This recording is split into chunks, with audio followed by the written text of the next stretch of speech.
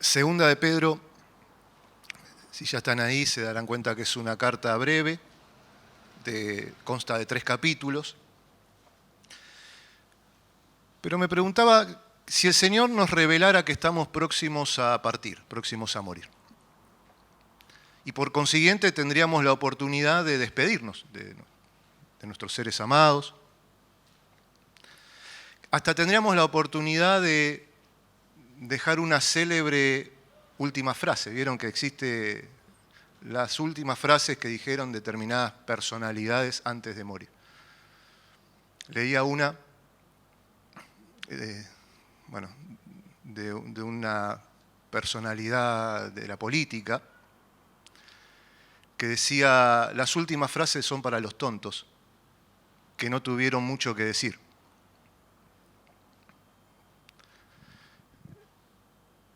Pero bueno, no es lo que la Biblia nos muestra. Quizás dijo demasiado y dijo de más, ¿no? Y como nos dice la palabra, donde abundan las palabras, nos falta el pecado. Pero si tuviéramos esta posibilidad, si el Señor nos brindara esa posibilidad, que nos dijese de antemano que nos queda poco tiempo para partir, y tuviéramos la posibilidad de decirle algo a un ser querido o a unos seres queridos, y quisiéramos dejar algo grabado en la mente de alguien, ¿qué sería? ¿Qué sería lo último que le dirías? Es una pregunta retórica, ¿no? No pretendo que me empiecen a decir yo le diría tal cosa. Pero sí, quizás lo que haya venido a tu mente es una buena pista para saber qué cosas entendés importantes o valorás. Y con esto en mente, me gustaría invitarlos, en principio, al capítulo 1 de Segunda de Pedro, a partir del versículo 12 al 15, porque esta carta la podríamos ver un poco de esa manera. Fíjense que dice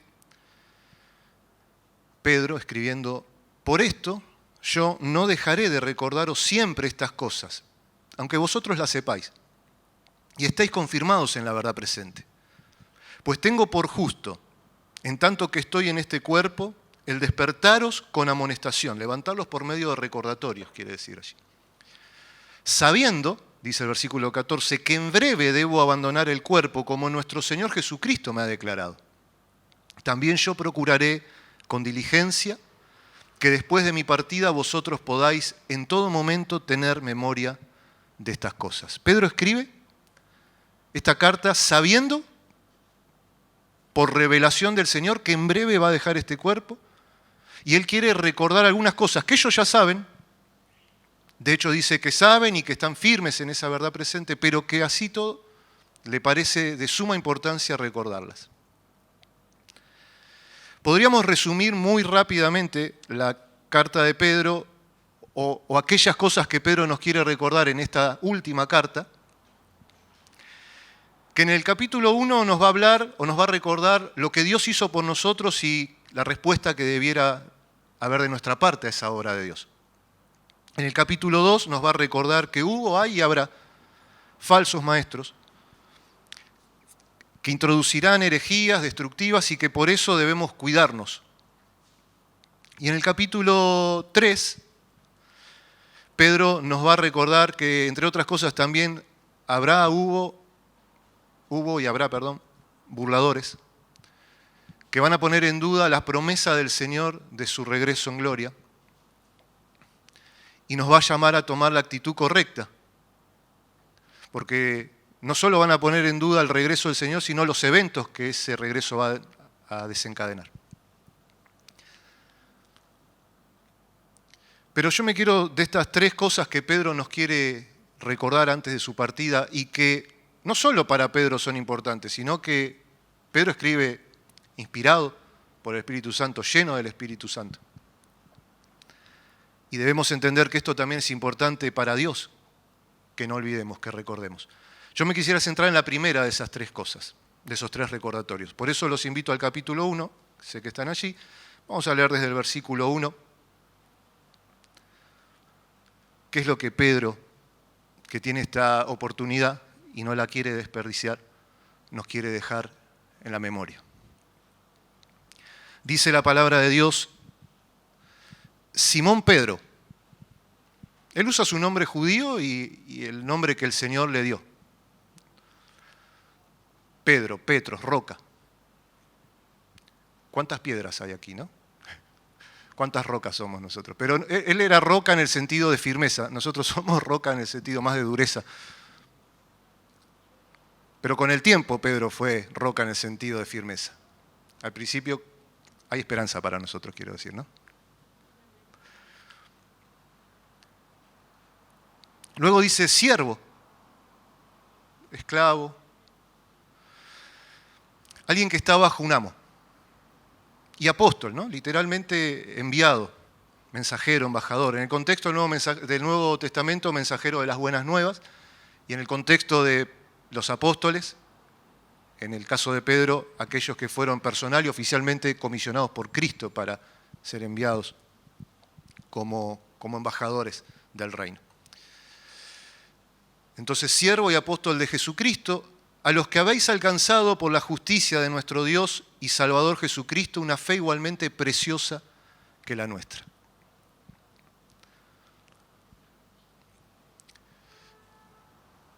Ahora, cuando Pedro dice a los que habéis alcanzado por la justicia de, allí dice, ¿no?, de nuestro Dios y Salvador, una clara alusión a la deidad de Cristo, a que la iglesia, la deidad de Cristo no fue una doctrina que se desarrolló con los años, no, esto es lo que se creía desde el comienzo. Señor mío y Dios mío. Pero cuando dice a los que habéis alcanzado por la justicia de Dios una fe igual de preciosa que la nuestra, ese alcanzado no habla de logros, méritos propios, sino que es una palabra que tiene que ver con alcanzar algo o recibir algo por suerte. Cuando digo por suerte no digo, o me refiero a, por ejemplo, lo que hicieron los soldados romanos con la ropa de Jesús, ¿no?, cuando lo estaban crucificando, que se dividen unas prendas y otras echan suerte saber a quién le tocaba a cada uno. En ese sentido.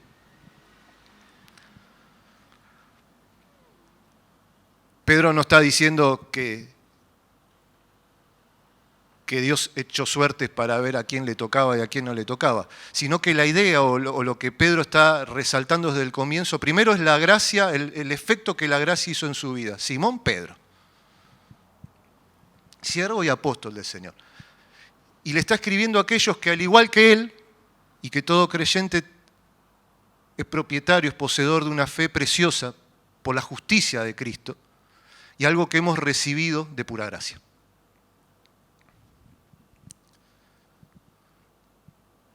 De forma inmerecida. Luego en el versículo 2 Pedro va a hacer un saludo epistolar. Él dice, gracia y paz os sean multiplicadas en el conocimiento de Dios y de nuestro Señor Jesús. Fíjense que es un saludo con deseo, ¿no?, al mismo tiempo. Él introduce esta gracia o este concepto de gracia y de paz, ¿no?, esa gracia, ese favor inmerecido justamente, y esa paz que por la gracia de Dios experimentamos los que hemos sido reconciliados con Dios. Pero Él pide o Él desea que esa gracia, ese estado de gracia en el que ellos están, esa paz de la que ellos hoy están gozando, sea multiplicada, dice, sea aumentada. Acrecentada en abundancia significa la palabra. Y que eso ocurre, y nos deja ver que eso ocurre, esa multiplicación ocurre por medio del conocimiento de Dios y de nuestro Señor Jesucristo. Y aquí, por primera vez, encontramos un tema que va a ser de mucha importancia en la carta de Pedro, o que es de mucha importancia en la mente de Pedro en el momento que está escribiendo, que es el conocimiento. Allí encontramos la palabra conocimiento, pero Pedro no usa la palabra clásica para conocimiento, que es gnosis, con G al comienzo y N. No sé cómo se pronuncia, gnosis o algo así. Sino que él usa epignosis, que es una es la palabra es una palabra compuesta que intensifica el sentido del conocimiento. Epignosis habla de la idea de un conocimiento pleno y exacto, profundo, de parte del conocedor y del objeto conocido. Un conocimiento experimental. Un conocimiento tan profundo que ejerce una influencia poderosa en aquel que tiene ese conocimiento, esa epignosis. Y es un conocimiento que no se reduce a la adquisición de información o de datos, sino que tiene esta idea de algo experimental, algo cercano, algo pleno, algo en lo cual participamos. Y aquí tenemos que prestar atención porque si bien cuando Pedro escribió esta carta se piensa que lo que luego se conoció con el tiempo como los gnósticos, ¿no? Las corrientes gnósticas, estaban en pañales, por decir una manera, estaban dando sus primeros pasos malignos, como toda falsa doctrina es maligna y trae efectos perjudiciales para aquellos que son engañados. Y entre sus enseñanzas ellos trataban que desde muy temprano estaban tratando de infiltrar la iglesia con esas enseñanzas, ellos sostenían que el conocimiento era el único medio para llegar a Dios. Conocimiento del tipo místico, iluminador, que algunos solo tenían y que podían compartir. Que el conocimiento era el medio para llegar a Dios. De ahí que se los conoce como gnósticos. Sin embargo, Pedro en esta carta nos va a mostrar que el camino es a la inversa. No es por un tipo de conocimiento que los hombres podemos adquirir que podemos llegar a Dios, sino que porque Dios llegó a nosotros en la persona de Jesucristo y nos llamó a conocerles que podemos conocerles. De otra manera no podríamos. Y nos llamó a conocerle por medio del Evangelio. Él llegó a nosotros y nosotros le podemos conocer. Podemos tener epignosis, este conocimiento profundo, real, experimental, cercano, personal. Un conocimiento que, como dije, no queda en la esfera o no se limita a la adquisición de información, sino que ejerce una influencia poderosa en aquel que tiene ese conocimiento. Una influencia de parte de aquel objeto que conocemos, que en este caso es Dios. Y ese conocimiento pleno, experimental y personal del que nos está hablando Pedro, nos lleva al desarrollo de una vida y un carácter piadosos. Tiene efectos en nosotros. Algo que para el gnóstico tampoco tenía sentido, porque ellos, entre otras cosas, enseñaban que lo físico era intrínsecamente malo y el alma era intrínsecamente buena, entonces no importa lo que haga en el cuerpo, no importa lo que haga en el físico, el alma siempre es buena. Eso obviamente llevó a un montón de excesos. Entonces, si bien los gnósticos promovían el conocimiento como el medio para llegar a Dios, este era un conocimiento que nacía y moría en la esfera de lo intelectual. Ahí quedaba. Nunca bajaba a las acciones, nunca bajaba a la vida, nunca bajaba al carácter. Pero Pedro nos quiere recordar, sabiendo que está próximo a dejar este cuerpo, que esto no es así. Dice en el versículo 3, vamos a leer desde el versículo 3 al 7, primero porque es toda una línea de pensamiento, es todo un argumento que va a hacer Pedro. Después vamos a ver de a poco, pero allí dice la palabra, segunda de Pedro 1, versículo 3 al 7. Como todas las cosas que pertenecen a la vida y a la piedad nos han sido dadas por su divino poder, mediante el conocimiento de aquel que nos llamó por su gloria y excelencia, por medio de las cuales nos ha dado preciosas y grandísimas promesas, para que por ellas llegaseis a ser participantes de la naturaleza divina, habiendo huido de la corrupción que hay en el mundo a causa de la concupiscencia. Vosotros también, poniendo toda diligencia por esto mismo, añadid a vuestra fe virtud, a la virtud conocimiento, al conocimiento, dominio propio, al dominio propio, paciencia, a la paciencia, piedad, a la piedad, afecto fraternal y al afecto fraternal, amor. Lo primero que tenemos que notar es que no solo la gracia y la paz no son multiplicadas por el conocimiento de Dios, por medio del conocimiento personal, íntimo, cercano, experimental, sino que también por su divino poder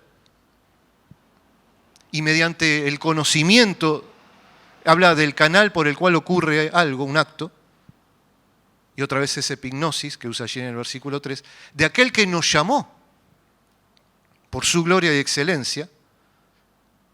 Dios nos ha dado, nos ha provisto todo lo concerniente para la vida y la piedad. Pedro comienza diciéndonos lo que Dios hizo y nos ha dado en Cristo. Aquello que el creyente puede tener como una posesión suya por medio de conocer a aquel que le llamó a conocerle. Dice el versículo 3, como todas las cosas que pertenecen a la vida y a la piedad nos han sido dadas por su divino poder, mediante el conocimiento de aquel que nos llamó por su gloria y excelencia. Son todas las cosas. Todas las cosas que pertenecen, y lleva la idea esa palabra de aportar lo necesario para la cercanía o el acceso a algo. ¿A qué? A la vida y a la piedad. No vamos a entrar en cada definición porque hay muchas definiciones que habría que dar en estos versículos y la idea no es marearnos. Pero una versión lo coloca de una manera bastante clara este versículo y dice, o resumiendo un poco lo que Pedro nos está queriendo decir, es, con su poder divino, Jesús nos da todo lo que necesitamos para dedicar nuestra vida a Dios. Todo lo tenemos porque lo conocemos a Él, quien nos llamó por su gloria y excelencia. Pedro nos recuerda esto. Tenemos todo lo necesario para la vida y la piedad. Él nos lo dio. Una preciosa verdad en la cual Pedro se para comenzar esta carta. Cuando dice que Dios nos llamó, esa palabra habla de invitación, nos invitó. ¿A qué? A conocerle, profunda, relacional, experimental, cercanamente. Los que aceptan esa invitación reciben todo lo necesario para la vida y la piedad. Y cuando dice nos ha sido dado, es una palabra que habla de regalo, don, dádiva, ofrenda. Pedro quiere dejarnos en claro desde el comienzo, ¿no? Es por su gracia, no es por nada que hay en nosotros. Es por su gloria y excelencia. Es porque Él nos llamó a conocerle. Es Él el que nos da lo necesario. ¿Para qué? Para la vida y la piedad. Cuando habla de vida, habla de la vida en su sentido más pleno. Así como Dios la tiene y le dio al Hijo que la tenga. Vida en sí mismo. Esa vida que solo Él puede comunicar. Esa vida que Él comunica a los que creen en su Hijo. Esa vida que poseen solo los hijos de Dios. Los que han nacido de arriba, los que han nacido de nuevo. Y la piedad habla de la vida piadosa, que esa vida debe llevarnos a vivir. El tipo de vida elevada y dedicada a Dios que debe caracterizar esa vida que Dios nos ha dado. Y todo eso, nos dice Pedro, nos ha sido dado por su divino poder. El versículo 4 nos habla de qué más nos ha dado. Por medio de las cuales nos ha dado, aquí no se sabe si está hablando de su gloria y poder o si está pensando en aquellas cosas que ya nos han sido dadas para la vida y la piedad, pero el punto es el mismo, porque él dice, por medio de las cuales nos ha dado preciosas y grandísimas promesas, para que por ellas llegaseis a ser participantes de la naturaleza divina, habiendo huido de la corrupción que hay en el mundo a causa de la concupiscencia.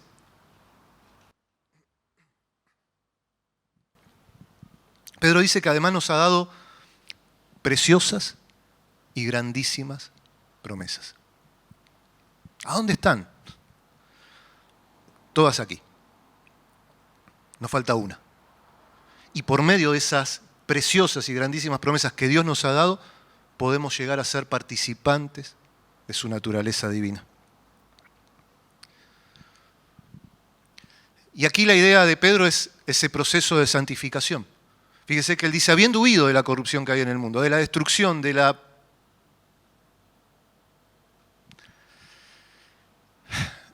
dolor, de la muerte, de todo lo que hay en el mundo a causa de esas pasiones desordenadas, ese deseo por lo pecaminoso, por lo prohibido. Entonces, lo primero que vemos que nos ha dado, cuando nos dio todas las cosas necesarias para la vida y la piedad, es esa capacidad de huir de esa destrucción que hay en el mundo. Pero también nos ha dado estas preciosas y grandísimas promesas para que lleguemos a participar de su naturaleza divina. Y cuando habla de naturaleza, habla de aquello que brota naturalmente, que germina, que crece. Y en este caso, habla del tipo de vida que debe crecer en cada uno de nosotros por la vida que hay en nosotros, que es la vida de Jesucristo, a través de su Espíritu Santo. Y en este sentido, o en este proceso de santificación, que nosotros llamamos santificación, este permitir y obrar y trabajar en pos de que la imagen de Cristo, el carácter de Cristo, se manifieste en nuestra vida cada vez más plenamente. Pedro nos dice que hay algo que debemos hacer.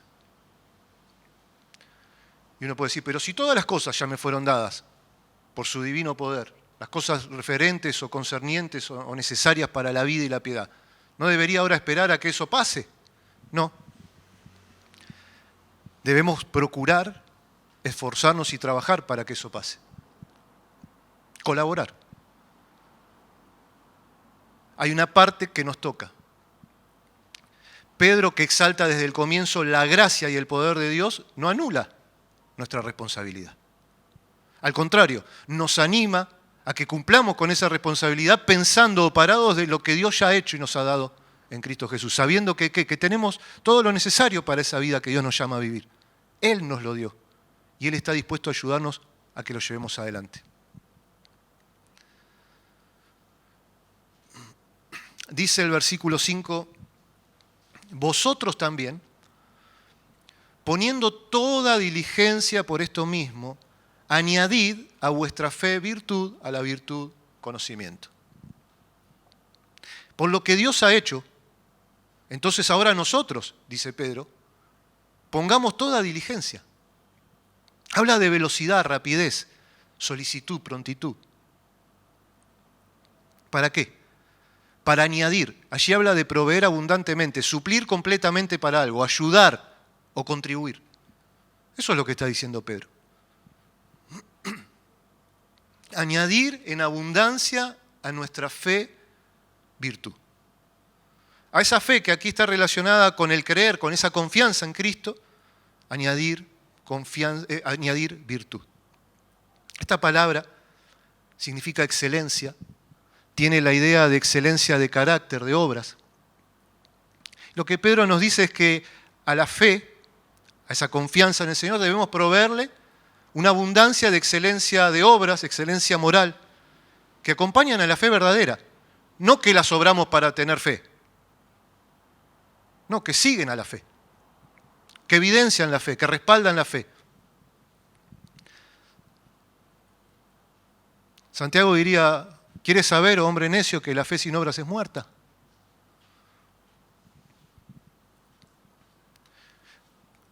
Es que muchos andaban en ese tiempo diciendo que todo se trataba de conocimiento, sin necesidad de un estilo de vida afectado por ese conocimiento.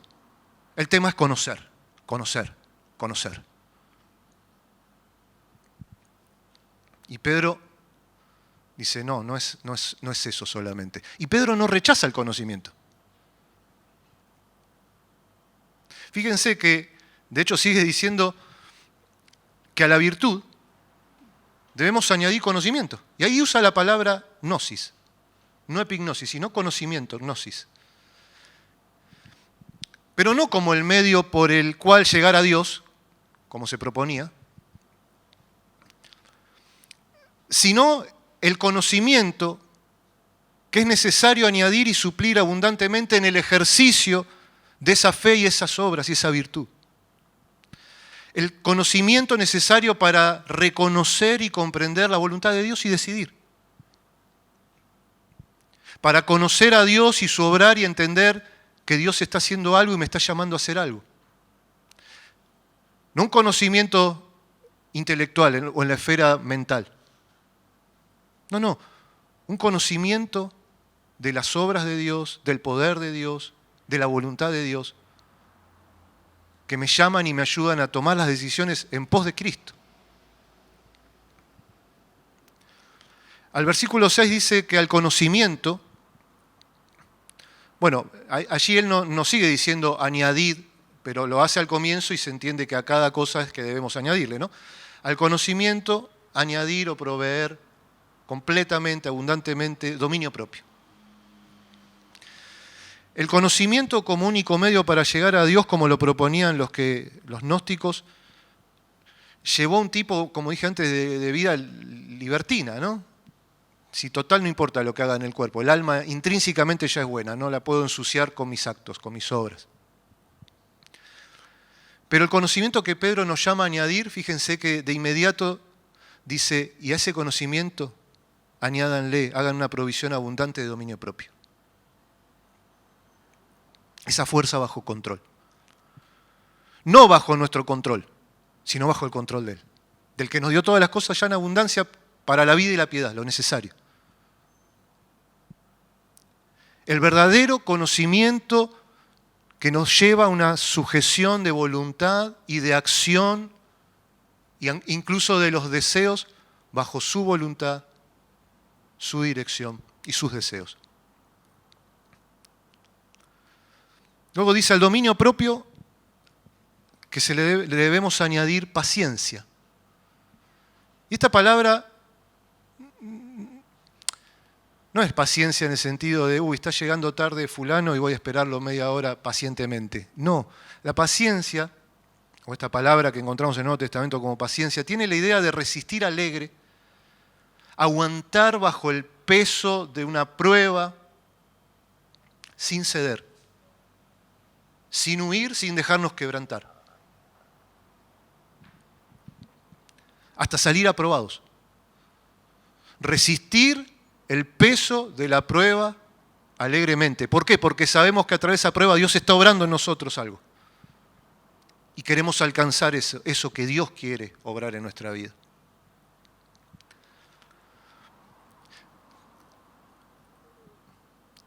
Y es necesaria la paciencia, ¿por qué? Porque esta vida de fe, de carácter, de excelencia, de virtud,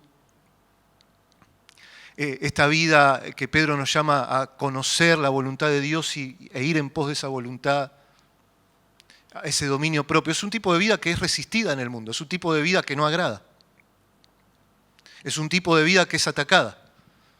Y necesitamos la paciencia, necesitamos soportar alegremente.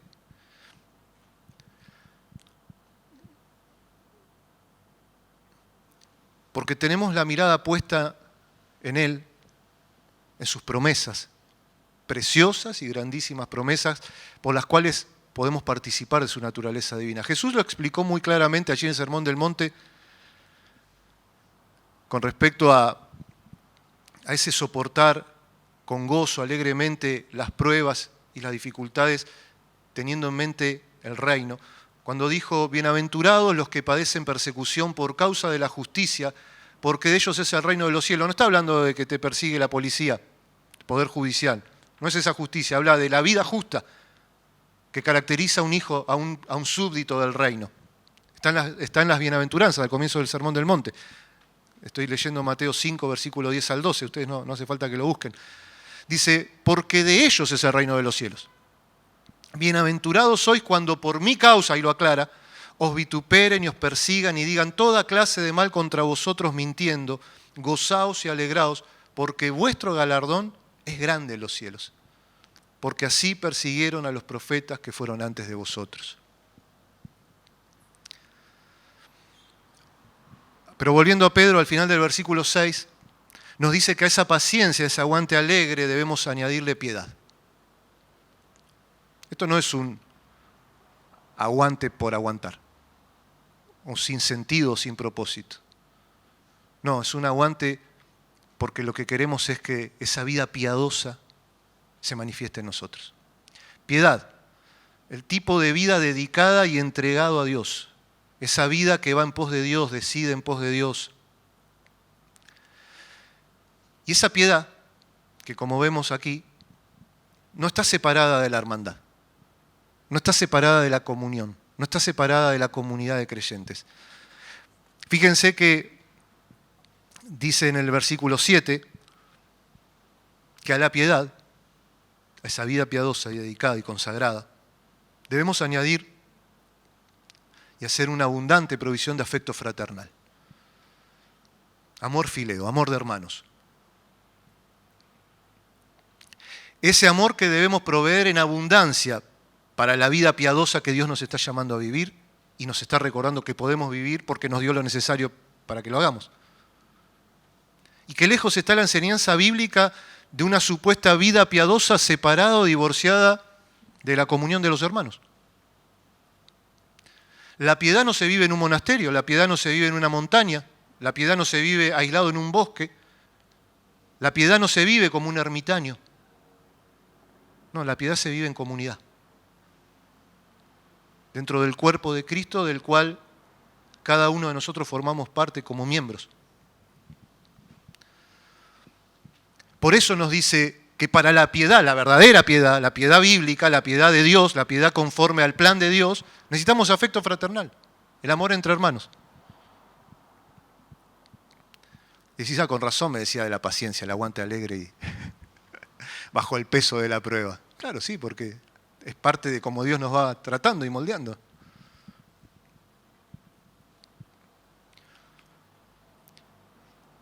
Y claro, no podía faltar al final que el amor. Dice al afecto fraternal, amor. Y ahí está el amor, ¿no? Amor ágape, el amor, la clase de amor con la cual Él nos amó. Mirad cuál amor nos ha dado el Padre para que seamos llamados hijos de Dios, dice Juan. La clase de amor con la que Él no solo nos amó, sino que nos dijo que también nos amemos unos a otros.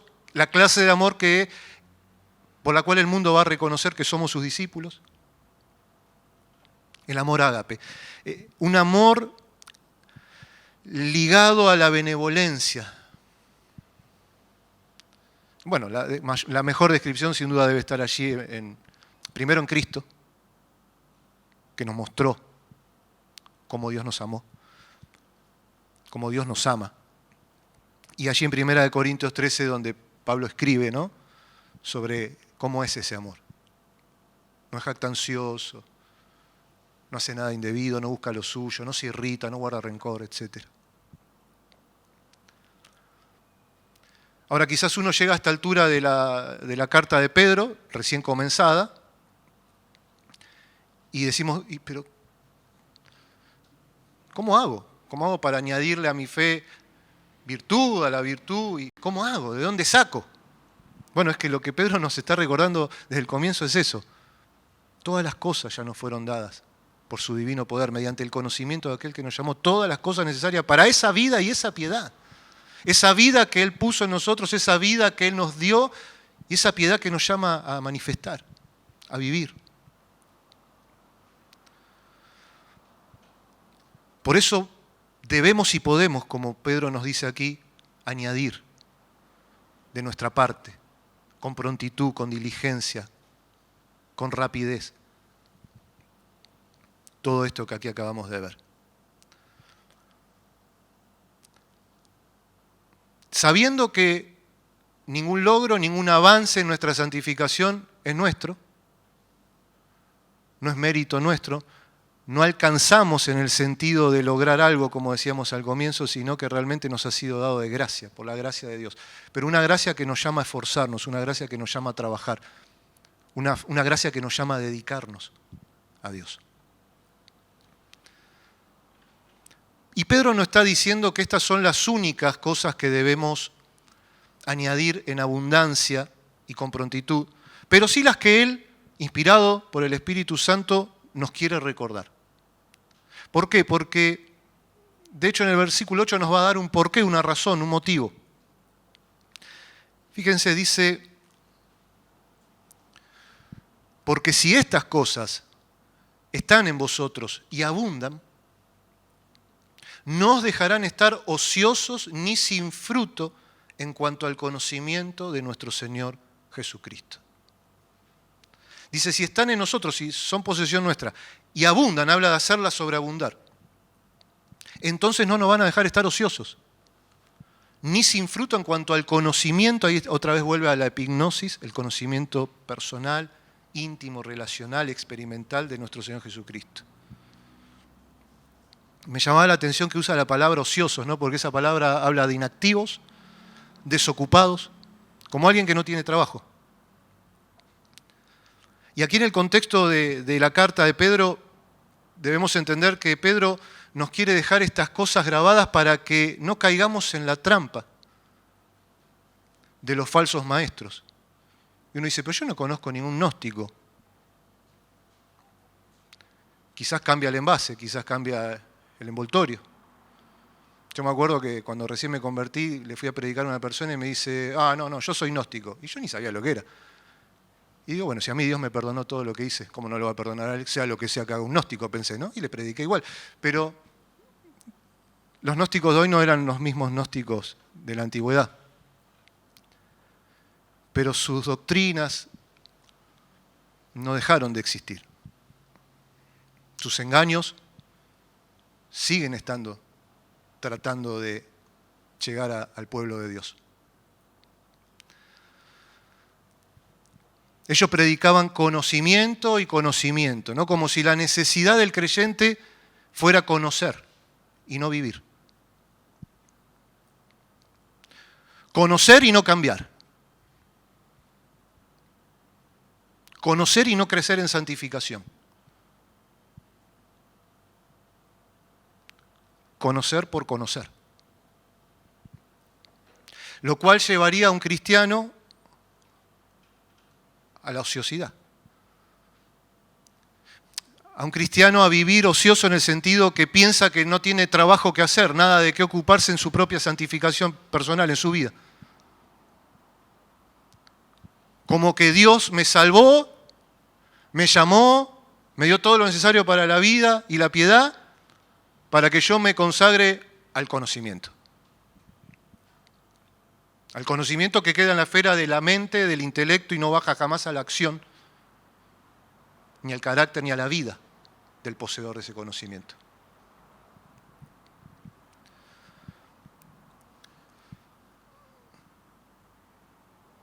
El conocimiento por tener como un fin en sí mismo. Y me llamaba la atención que cuando la Biblia habla de hombres ociosos, nunca encontrás nada bueno después. Pensaba en el Antiguo Testamento, no lo busquen, ¿no? En el capítulo 9 de Jueces, uno de los hijos de Gedeón, ¿se acuerdan de Gedeón? Dice, no, la verdad que no lo... ¿Vino alguna vez a la iglesia? No. Pero está allí en la Biblia. Uno de los hijos de Gedeón toma el poder, no puesto por Dios, sangrientamente, y para hacerlo toma dinero y contrata a un grupo de hombres ociosos y malvados. Y con ellos va y mata a sus hermanos y se levanta en el poder.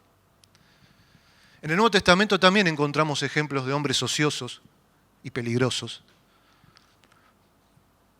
Porque si hay algo que vuelve al hombre peligroso es la ociosidad. Cuando piensa que no hay nada que hacer. Y está en el caso de Pablo y Silas allí en Tesalónica predicando el Evangelio. No lo busquen, Hechos 17:5 dice, entonces los judíos que no creían, teniendo celos, ¿no? Ese celo siempre mal entendido que tenían los que resistían el Evangelio, tomaron consigo algunos ociosos, hombres malos, y juntando una turba, alborotaron la ciudad y asaltaron la casa de Jasón, procuraban sacarlos al pueblo.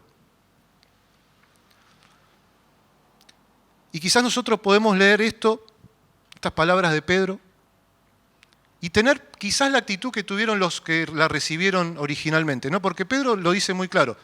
Yo sé que estas cosas las conocen. Yo sé que estas cosas las saben y están firmes en la verdad presente, pero yo se las voy a recordar igual, porque yo estoy por partir y esto es necesario que no se olviden. ¿Por qué? Porque el engaño, la herejía, toma muchas formas, se disfraza de muchas maneras y suele ser muy atractivo, si no, no tendría efecto. Y como sabe el enemigo que en el fondo nos gusta el conocimiento, porque de alguna manera pensamos que nos da estatus, capacidad, como si el conocimiento capacitara para enseñar o el conocimiento capacitara para debatir. Nos ofrece conocimiento por conocimiento, pero no conocimiento para ser transformados, no conocimiento para que el fruto del Espíritu se evidencie en nuestra vida, no conocimiento para que nuestro matrimonio sea restaurado, para que nuestra vida con nuestros hijos sea distinta, para que nuestra relación con nuestro jefe sea distinta, para que nuestra relación con nuestros hermanos sea distinta, sino conocimiento por conocimiento.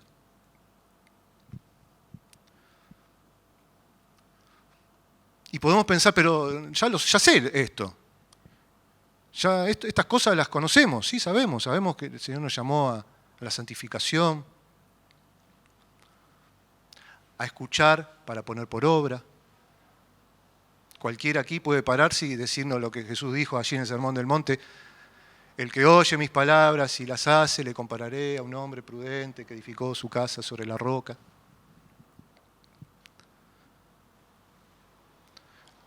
Pero claro, no podemos ignorar los tiempos que se viven y que por todos lados, si hoy ya no necesitas que un gnóstico te golpee la puerta de tu casa o venga a la iglesia, se pare aquí, lo cual no dejaríamos, y pronuncie su falso mensaje. Hoy al gnóstico le das entrada desde el celular, desde tu computadora. De hecho, podés tener una pila de gnósticos en tu celular, en tu historial de reproducciones, vamos a decirlo así.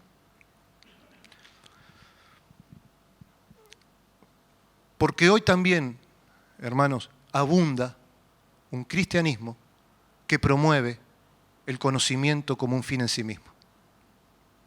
Conocer por conocer.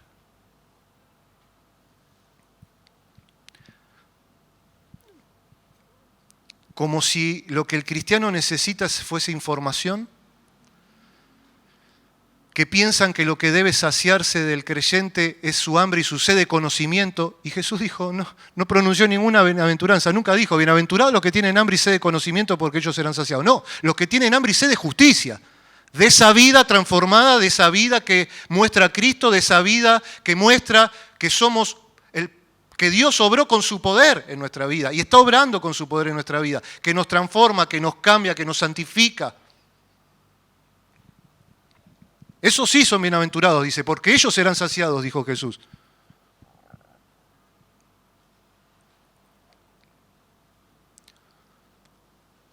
Entonces no tenemos que tomar el recordatorio de Pedro a la ligera, pensando, bueno, pero esto fue para aquel tiempo, para el tiempo en el que el gnosticismo en su germen estaba allí empezando a hacer sus maldades. No.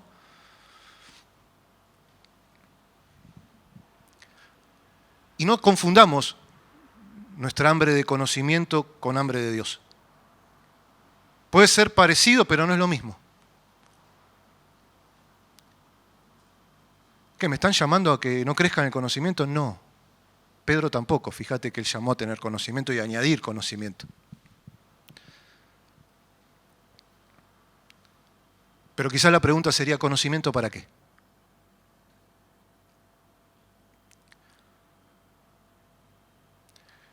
¿Cómo afecta tu vida ese conocimiento que vas adquiriendo? Otra vez, ¿cómo está tu matrimonio? ¿Cómo está tu relación con tus padres? ¿Cómo está tu relación con tus hijos? ¿Cómo está tu relación con tus pastores? ¿Cómo está tu relación con tus hermanos? ¿Cómo está tu relación con tus jefes? ¿Con tus vecinos? ¿Cómo está tu relación con Dios?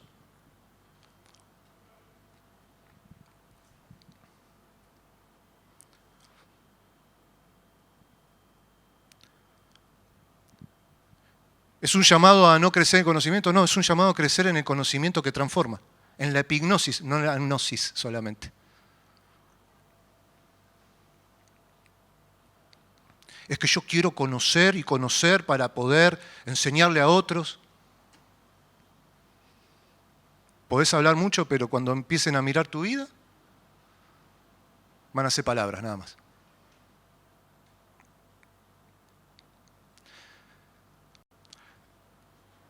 Y tengamos cuidado porque podemos vivir un cristianismo ocioso, pensando que no hay nada que hacer, no hay nada por lo que trabajar,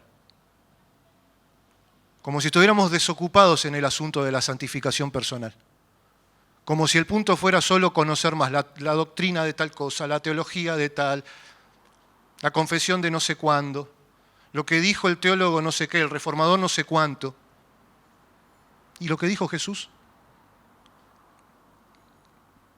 y lo que quiere hacer Jesús, y lo que quiere obrar Jesús en mi vida. Bueno, pero el conocimiento no demanda rendirnos, negarnos a nosotros mismos, tomar la cruz. El conocimiento por sí solo, ¿no? Ahora, el conocimiento que Pedro dice, ese es el conocimiento que Dios nos llama a tener.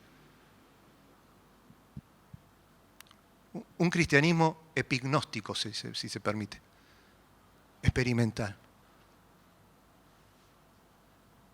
Que te mueve a venir el domingo a la iglesia, no a ver qué aprendo,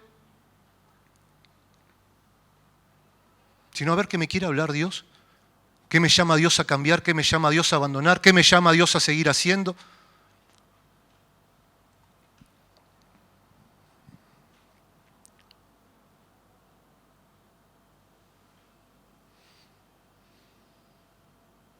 El Evangelio es poder de Dios para salvación y el Evangelio es poder. Poder para transformar, poder para cambiar, poder para participar de su naturaleza divina, poder para huir de la corrupción que hay en el mundo a causa de las concupiscencias, poder que transforma. Y hay un conocimiento que envanece. El conocimiento como un fin en sí mismo. Y Pedro dice, yo voy a dejar el cuerpo, pero les voy a recordar esto.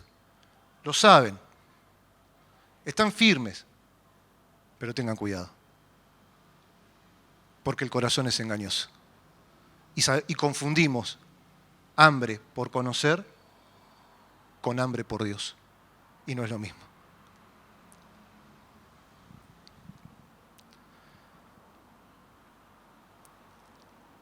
Entonces, una vez más, el domingo en la iglesia me llamaron a que no crezca en el conocimiento. No, te llamamos a que crezcas en el conocimiento que transforma tu vida, que te cambia, que forma el carácter de Cristo en vos. Está bien, no es un conocimiento que te va a dar palabras rebuscadas para debatir con otros, doctrinas novedosas. No, te va a dar un carácter. El carácter de Cristo, la compasión de Cristo, el amor de Cristo, la paciencia de Cristo, la bondad de Cristo, la benignidad de Cristo. De hecho, el conocimiento por sí mismo lo que hace crecer es la jactancia, el orgullo. Pero el conocimiento que el Señor nos llama a tener por medio de su palabra, ese que es personal, experimental, te lleva a crecer en la humildad en Cristo, a la imagen de Cristo, a la semejanza de aquel que siendo Dios no estimó el ser igual a Dios como algo que aferrarse, sino que se despojó a sí mismo, se humilló a sí mismo, se hizo semejante a nosotros y ahora nos podemos volver semejantes a Él, porque Él vino y nos llamó a conocerle, pero de esa manera. Amén. Los invito a orar.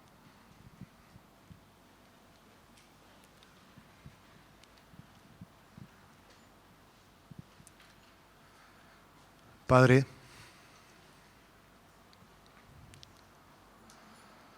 Señor, te damos gracias porque como Pedro lo dice, Señor, todas las cosas que pertenecen a la vida y a la piedad nos han sido dadas por tu divino poder mediante el conocimiento de aquel que nos invitó a conocerle a través de Jesucristo y por medio del Evangelio.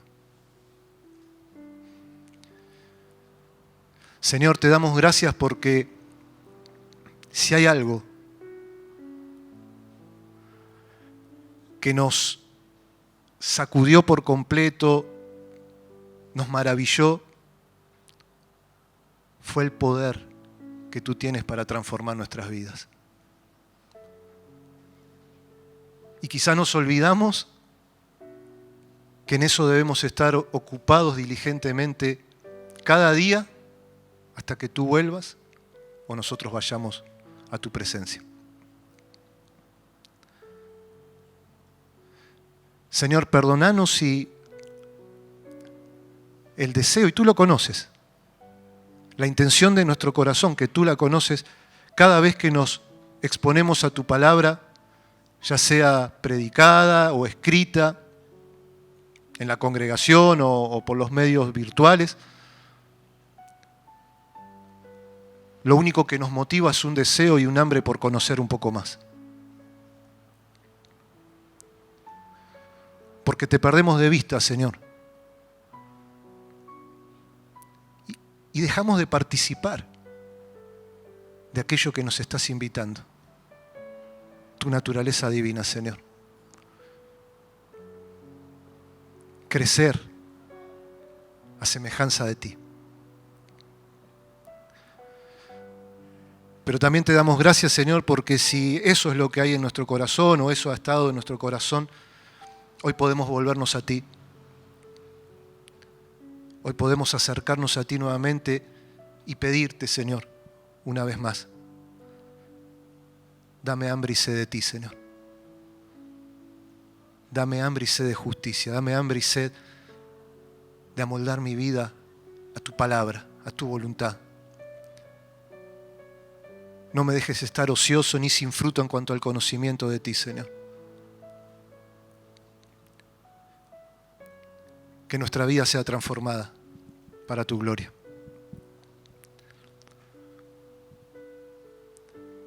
Y que cuando nos expongamos a tu palabra, Señor, lo hagamos con el deseo y el anhelo profundo de ser transformados, de ser cambiados. Claro que hay trabajo. Claro que hay cosas de que ocuparnos. Ayúdanos a que lo hagamos, Señor, con diligencia, como tu palabra hoy nos lo recuerda. No porque no lo sepamos, no porque no estemos firmes en la verdad presente, sino porque son tiempos peligrosos los que vivimos, Señor.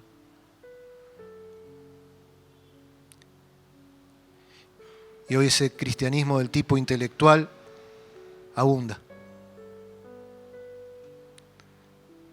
Y lo que escasea es el poder de Dios.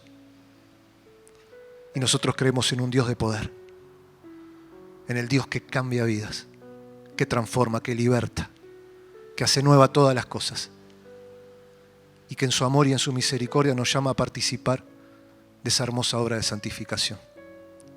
Añadiendo, haciendo provisión abundante. Gracias te damos, Señor, porque no es en nuestras fuerzas, no podríamos, ni intentaríamos. Es por lo que tú has hecho, que nos has dado todas las cosas. Y esas hermosas, esas preciosas y grandísimas promesas por medio de las cuales podemos participar de tu naturaleza, Señor, de tu vida. Te damos gracias, te alabamos, te bendecimos, te exaltamos. Y proclamamos que tú eres Dios, sobre todo, Rey, sobre nuestra vida, Señor y Salvador nuestro. Bendito sea tu nombre, Jesús. Amén. Hermanos, el Señor les bendiga. Que tengan una linda tarde.